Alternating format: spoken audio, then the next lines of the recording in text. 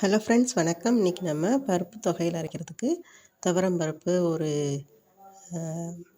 ஒரு அரை டம்ளர், 2 மிளகாய், 1 ஸ்பூன் மிளகு போட்டிருக்கேன், வறுத்துப்போம். அதோட தேங்காயும் கருவேப்பிலையும் உப்பு வச்சு அரைச்சிட்டோன்னா சுவையான பருப்பு துவையல் ரெடி.